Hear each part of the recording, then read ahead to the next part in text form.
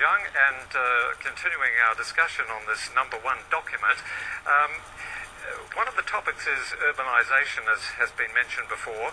What does this mean as a difference from urbanisation in Western countries? I think in China, urbanization process is, my understanding, is more complicated than the Western world because for several, decades or even for 60 years, China have set a system really had a rural-urban divide. So in other words, there are a lot of imbalance development between rural and urban. But obviously, urbanization is unavoidable trend.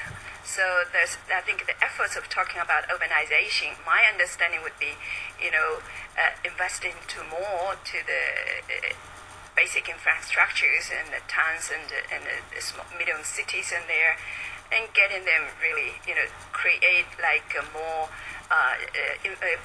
friendly environment for people to engage in different kind of businesses, and that also created the employment opportunities and get the rural people employed. So it's a little bit different from how it's it's seen different. in the West. It's break more barriers in China than in other countries. Yes. The urban barriers.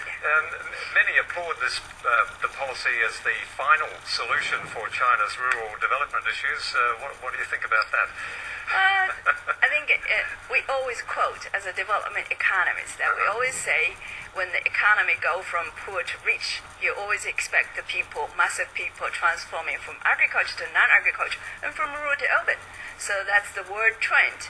And the reason that we really are favorable on this is that China really are following this trend. Even we could evidence that from the past 3 decades since the reform started.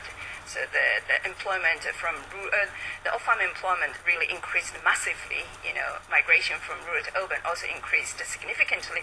That's also another sign of this process, I think. That's really, we think it's a healthy way of development. Yes. Well, can you look in the crystal ball for a little bit? Is it possible to estimate how long this process is going to take? This is really a tough question. Sorry. But I think the happy thing is that China is moving along that line. Yes. So the question,